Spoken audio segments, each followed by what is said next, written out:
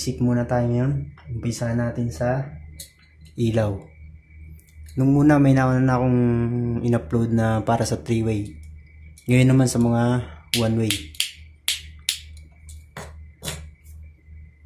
Ito tayo ilaw. Ito pa yung dati kong ilaw. Ito ulit yung gagamitin natin. Paborito.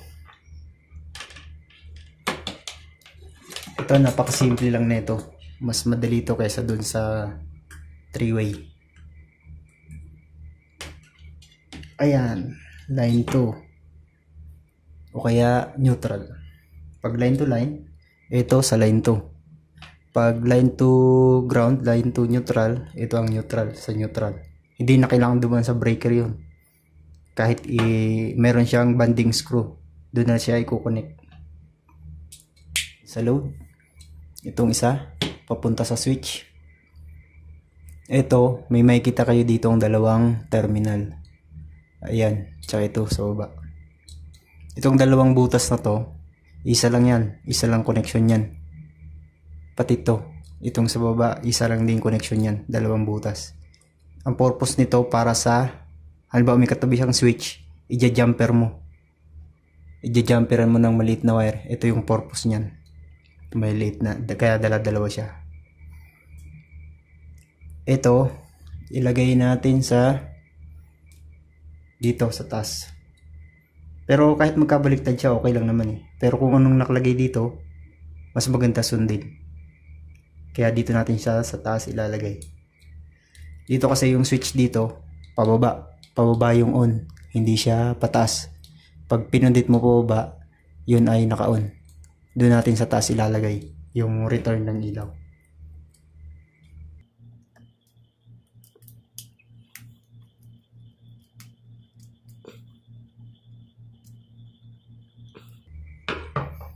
Yan. Okay na. Yung isa namang terminal. Saan ito papunta? Doon sa line 1 ng breaker. Ito yung neutral o line 2. Line 1 doon. Mas madali kisa sa 3-way. Kasi yun 3-way may mga wire, may dalawa pang wire sa gitna. Tsaka dalawa yung switch niya. Ito tayong wire.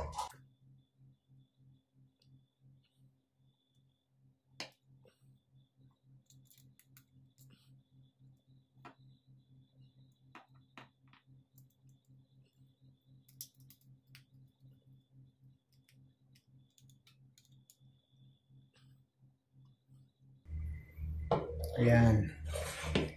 Ayan. Ito ang 1-way na tinatawag. Napakadali lang. Ngayon, i-connect natin sa breaker. Unahin natin yung line 2 o neutral.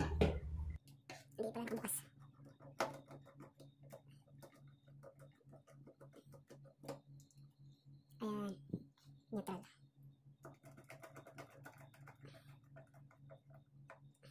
Tapos, ito, nakapatay. Dapat nakapatay. Line 2. Line 1 pala. Tapos yung line 1. Yan. Tapos na. I-off muna natin. Mag-on tayo ng breaker ngayon. Yan. Ganyan lang kadali. Line 1. Pupunta sa switch. Pag galing sa switch, papunta sa ilaw. Ito yung tinatawag na return pala. Ito yung return. Ito yung supply. Yung line 1 niya, supply. Tapos, yung isa, ito naman yung neutral niya o kaya line 2. Line to line kasi sa akin dito eh. Yan. Napakadali lang. Testingin natin. Yan. Christmas light tong ilaw na to eh. On natin. On. Okay. Paano naman kung hindi lang isa yung ilaw? Dalawa siya, tatlo, apat. Tapos isa lang yung switch. Yung kuha tayo ng isang ilaw. Isang ilaw na lang available ko ito. Dagdag tayong isang ilaw ngayon. Halimbawa, dalawa yung ilaw niya. Ito, dalawa yung ilaw niya. 3, 4. Tapos isa lang yung switch niya. Ano naman yung connection? Paano naman? Yan. I-connect natin. Patayin muna natin ulit. Itong dalawang wire na to, dito nyo lang siya i-connect. Dito, sa dalawang naka-splice na to. Dito nyo lang siya i-connect sa dalawang to. Itong dalawang wire, walang problema to kahit iganyan yung connect nyo o kaya baliktarin yung ganon. Okay lang, walang problema. Kahit alin dito. Kahit dito yung brown, dito yung blue. O kahit baliktarin, dito yung blue, dito yung brown. Okay lang yun. Ito, di ko na nga pala didugtungan ng wire to kasi andito lang naman eh. Sa mesa ko eh. Pero kapag nasa decor na, syempre magkakalayo yung ilaw. Kailangan yung dugtungan ng wire to para i-connect nyo dito. Yan, ito yung switch. Nakaparallel lang ito doon, dito sa dalawang to. Yan, pagsasamahin lang siya doon. Ganyan lang connection niya.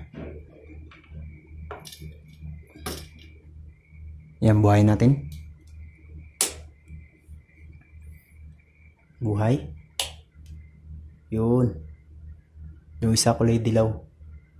Ito namang isa, para siyang Christmas light. Paano naman kung pagbubukurin natin siya? Ito, nakabukod yung switch. Ito naman, nakabukod yung switch. Isa lang babaguhin natin dyan. Kulay blue, tatanggalin natin to. Tapos isasalpak natin sa panibagong switch. Tapos saan naman tayo kukuha ng supply? Dito na. Hindi na tayo kukunik ulit dun. Dito na siya. Ito yung sinasabi ko kanina. Yung purpose ng dalawang butas na yan. Para pag magja-jumper ka. Dito naman sa return, halimbawa magkabukod na ilaw, gusto mong pagsamahin, tapos dalawa yung return niya, dito mo siya isasalpak. Yan, baguhin natin to kulay blue na to. Tanggalin natin sa connection. Ito, ibang model ng switch ang gagamitin ko. Ito ay local made lang to. Ito original, itong isa. Kabit natin sa switch. Tapos kuha tayo ng wire pan-jumper dito sa kabila. Paalala lang, kapag kayo nag-electrical, wag kayong gagawa ng buhay yung breaker. Kailangan laging patay.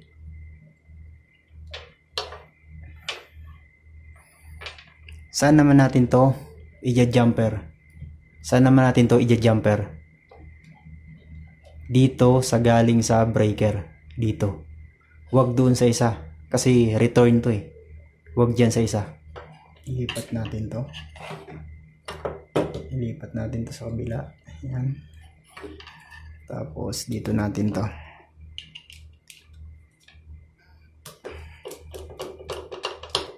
Yan. Summarize natin. Yung neutral niya o line to, parehas na connect dito yung isang linya ng ilaw. Ito puti na to galing dito sa kabila. Yung brown naman galing dito sa kabila. Yan, parehas neutral ganoon o line to ng ilaw. Yung isang return niya, yung isang linya niya naman, ito ang dudugtungan natin ng return. Ito na magiging return. Papunta na to sa switch. Ayan, papunta sa unang switch to. Yung isa naman na return, ayan, papunta sa pangalawang switch. Para siya mabukod ng switch. Itong isang to. So yung ano niya naman, supply, naka-jumper lang. Yan, ganyan lang. Itsura. Line 1. Yan. Pumunta sa unang switch. Tapos nag-jumper na lang tayo. Kumuha na tayo. Yan, subukan natin kung iilaw. Talikod natin itong isang to.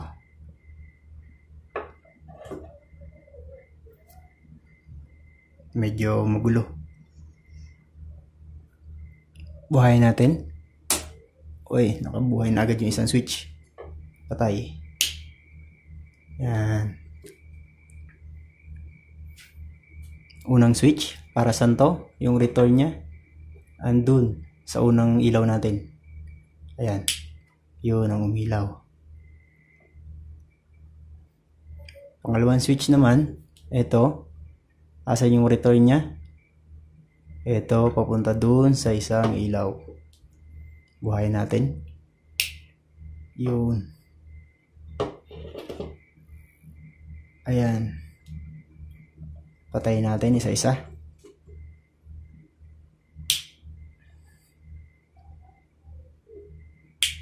Yun. Okay na. Ganun lang. Kapag isang switch lang gusto nyo, tapos dalawang ilaw, isi-series nyo lang. Yung dalawang linya ng ilaw na yun, isi-series nyo lang sa kabila. Kahit magkabaliktad yun, okay lang yun. Pero ito, pag gusto nyo naman ibukod yung isang ilaw, yung isang linya lang ang babaguhin nyo. Isang linya lang ng ilaw. Kailangan siyang pababain sa switch. Yung isang linya ng ilaw, bababa sa switch. Kung alin yung gusto nyo ibukod, yun ang bababa sa switch. Pero yung neutral niya, maiwan lang dun. Nakaseries lang siya dito sa unang ilaw. Yan, ito. Nakaseries lang yan dyan. Yung neutral niya o kaya line 2. Yung isa, magiging return niya pababa ng switch. Tapos, kukunan niya na lang ng supply kung saan may malapit na supply. Katulad nito. May katabi siyang switch. Doon ko na siya kinuhanan ng supply. Yan, kaya gumagana na siya. Yun. Isa naman. Yun. Yan. Yan lang mga basic. Kung sa ilaw, isang linya ang pinuputol natin dito sa pamamagitan ng switch na to. Sa aircon naman, dalawang linya ang pinuputol dun ng switch. O kaya water heater, kagaya nito.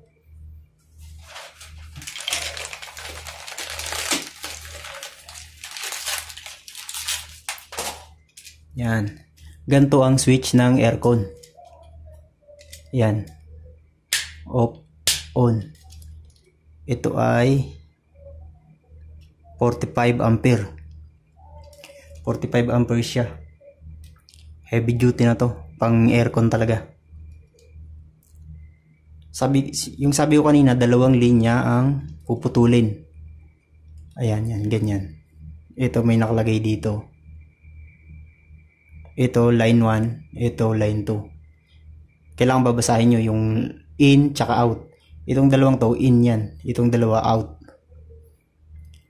Halimbawa, magkakabit kayo ng aircon. Galing sa breaker, dalawang linya, didirekta rito. Tapos, yung wire naman ng aircon, dito nyo siya ilalagay. Yung out naman, papunta na to sa aircon, dalawa. Yan, dalawa yung pinuputol sa aircon. Pinuputol siya ng switch. Pag inon mo, saka lang siya magdidikit, yun, saka lang magkakapower yung aircon. Window type, split type, yan, nilalagyan ng mga switch. Ganun din sa water heater. Kaya lang ibang itsura ng water heater. Medyo maliit dito. Pero ganito rin. Line 1, line 2, didirekta rito. Tapos, yung out niya naman na dalawa, papunta na to sa heater. Yun ang kaibahan niya sa ilaw. Kung sa ilaw, isang linya lang pinuputol ng switch, dito, dalawang linya ang pinuputol ng switch. Yun. Tsaka sa aircon pala, yung breaker na ginagamit, 30 amperes, yung ginagamit namin dito.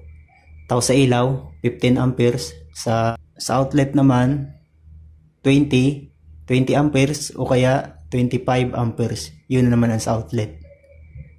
Wiringan naman natin yung doorbell ngayon kung paano magkabit ng doorbell.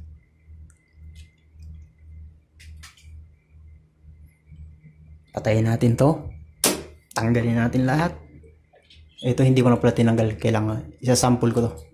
Wala akong switch ng pang doorbell eh. Ito muna ang gagamitin ko. Ito. Sample ko ng doorbell.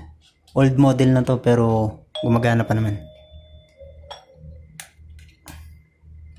Yan, may makikita kayo dyan. Dalawang wire. Pag sinuplayan mo to ng 220, gagana to. Tutunog to. Tutunog na siya. O kaya 110 kasi nakalagay dito. Pwede siya ng 110, pwede siya ng 220. Ngayon, yung itim, ilagay natin sa line 2 o kaya neutral. Kapag ka maliit yung wire, ganito lagi ginagawa ko. Yung stranded na wire, hinahati ko siya sa gitna. Tapos, pinapalaman ko yung wire ng kung ano yung device na kakabit ko. Kung ilaw, kung kagaya nito, sobrang liit ng wire. Kaya hinati ko siya sa gitna yan. Tapos, ito babalatan ko, ipapalaman ko dun. Dito nga pala, hindi kami gumagamit ng wire stripper. Kasi, sagabal lang yun eh. Kapag nasa site ka kasi, syempre, splice. Plier tsaka cutter lang ginagamit namin. Ayun.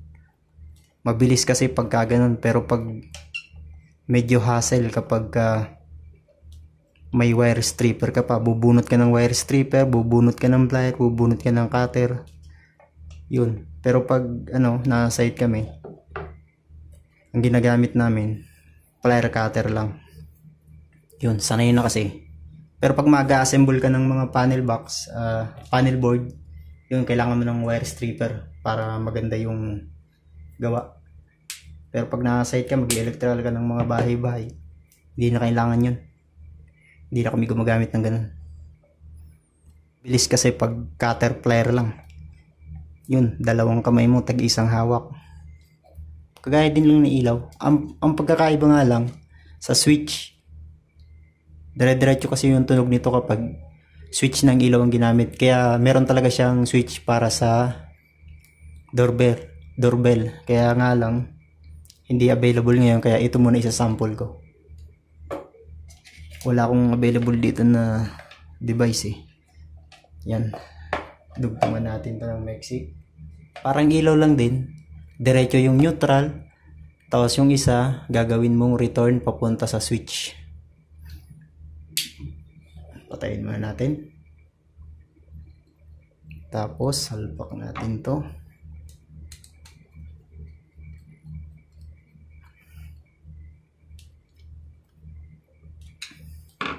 Yan, tapos na. Subukan natin ngayon. Ayan, malinaw yung connection ha. Parang ilaw lang din. Meron siyang neutral, dire-diretso dito sa device na to. Tapos yung isa, papunta sa switch. Tapos isang linya naman, papunta sa switch yung line 1 niya. Yan, tayo lang natin ganyan. Ito, hahawakan ko ganyan kasi para siya bumalik agad. Ayun, nakapatay yung breaker. Ayan. Testingin natin. Lakas. Ang lakas niya. Yan, subukan natin na. Ito kasi pang ilaw to. Subukan ko na pindutin ko lang para makita niyo kung anong resulta. Yun, masisira siya. Masisira siya kapag ito ang ginamit na switch. Kailangan yung may spring talaga na pag pinindot mo, pag inon mo, pag binitawan mo, bumabalik ng kusa yun. Pero pagka switch ng ilaw ang ginamit mo, masisira. Kaya ayan, ibabalik ko siya ng kusa. Yan, ang lakas.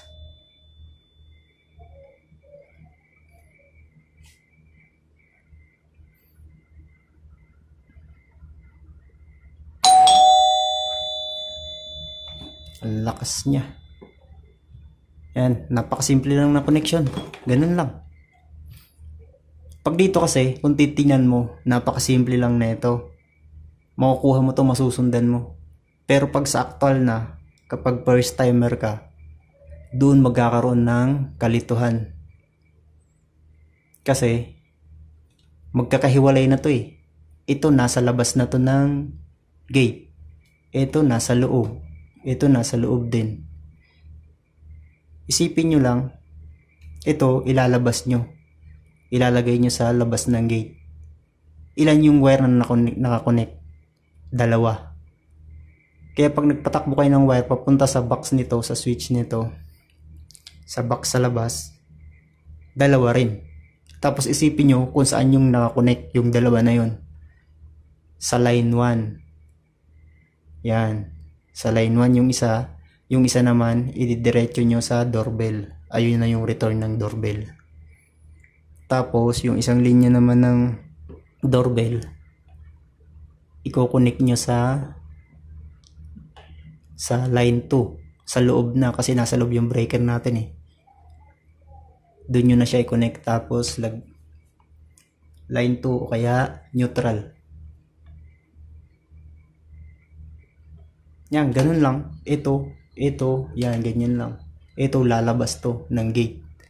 Ito, may iwan sa loob. Ito, may iwan sa loob. Yan, lalabas to ng gate. Tapos, may wire siya na kailangan 2. Yung isa, pupunta sa line 1. Yung isa, return. Dire-diretso siya sa doorbell. Yan. Kaya na muna. Wala na akong device dito na pwedeng i-example eh. Yan na lang muna. Sana naintindihan nyo. Yung mga first timer dyan na gustong matuto ng electrical, ayan, makakatulong to sa inyo. Malaking tulong to. Sa una lang naman mahirap. Pero pag araw-araw mo na itong ginagawa, yan, masasanay ka din. Magiging madali na lang to sa'yo.